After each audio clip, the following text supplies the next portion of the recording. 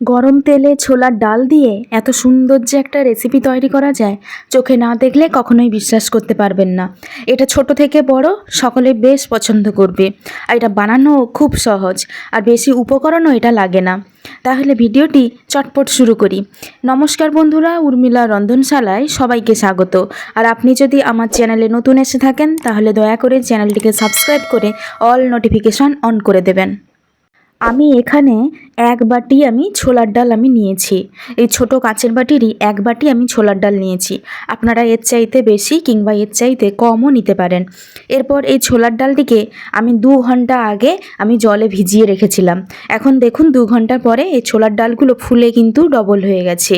এই ছোলার ডালগুলো আপনারা 2 থেকে 3 ঘন্টা আগে একটু ভিজিয়ে দেবেন। তারপরে দেখবেন ছোলার ডালগুলো কিন্তু পুরো ভিজে ফুলে উঠেছে। এরপরে এই জলটা কিন্তু আমি ছেঁকে নেব।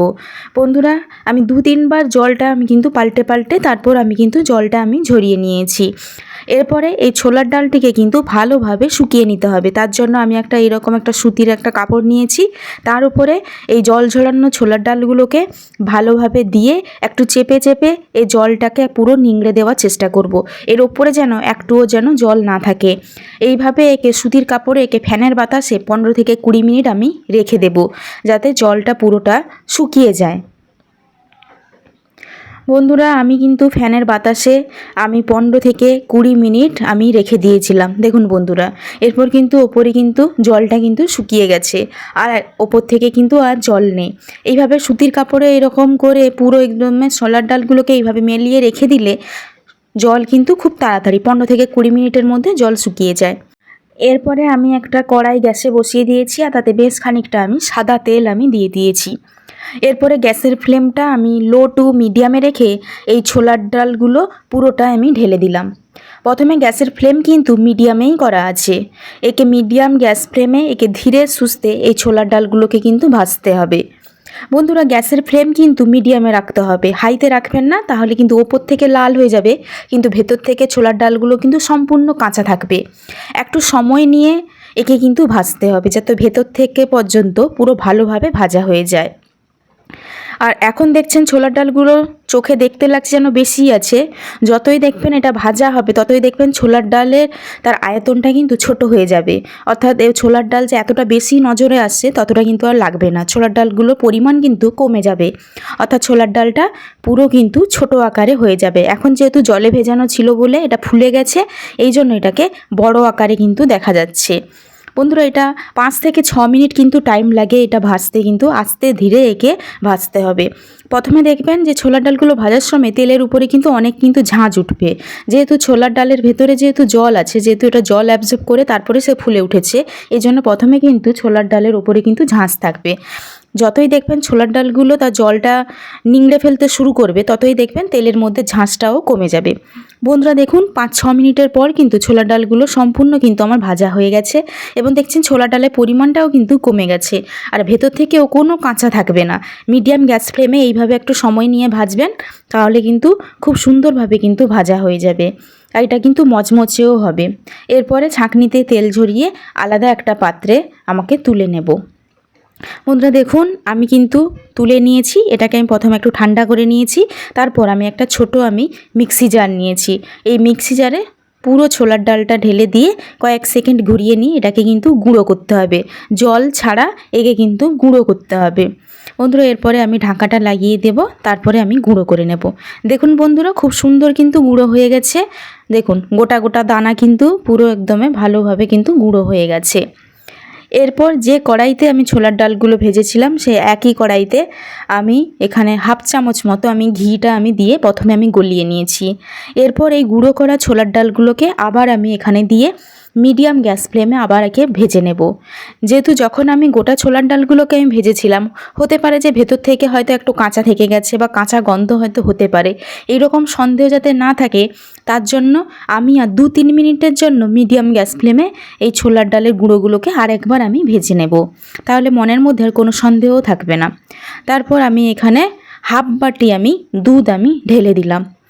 গ্যাসের ফ্লেম একই আছে, মিডিয়াম গ্যাস ফ্লেমে এই কাজগুলো করতে হবে। তারপরে এই দুধের সঙ্গে এই ছোলার ডালের গুঁড়োকে ভালোভাবে এখানে মিশিয়ে নিতে হবে। আমি এখানে একটা এলাচ ফাটিয়ে দিয়ে দিলাম, আপনারা এর জায়গায় এলাচের গুঁড়োও ব্যবহার করতে পারেন।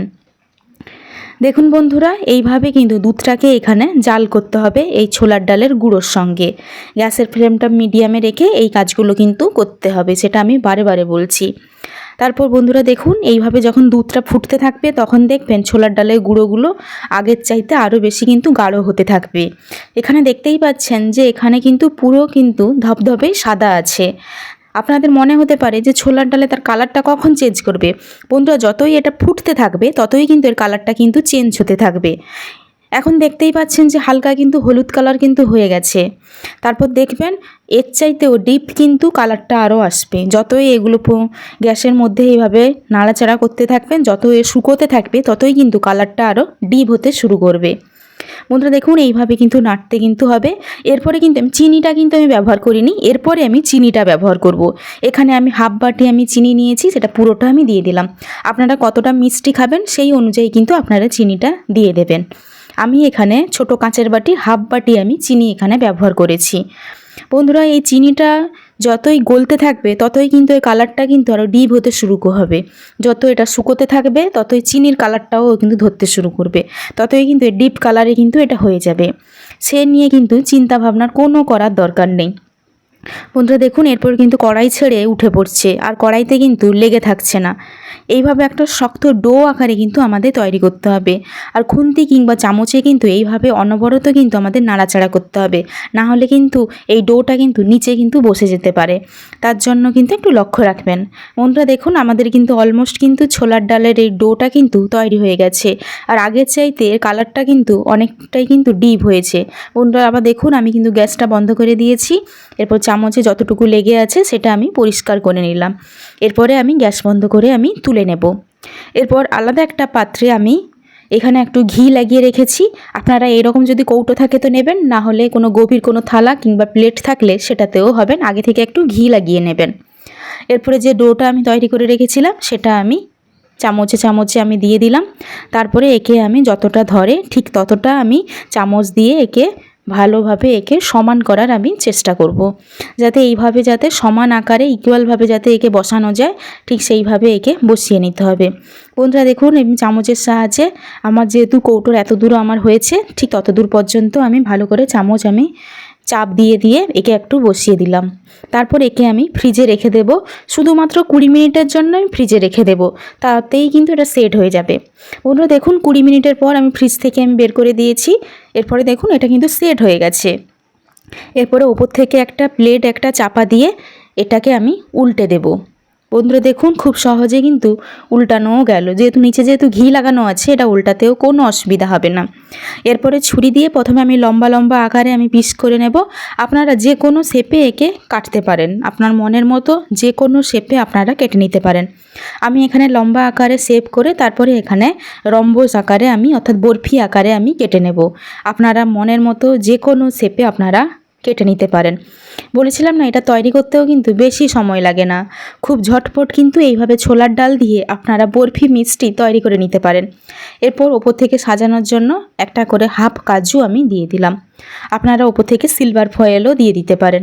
বন্ধুরা দেখুন, খুব সহজে এবং খুব কম উপকরণে এইরকম একটা বরফি আপনারা সহজে তৈরি করে নিতে পারেন। আশা করি আজকের রেসিপিটি আপনাদের ভালো লেগেছে। ভালো লেগে থাকলে একটা লাইক শেয়ার কমেন্টে জানাবেন কেমন লেগেছে।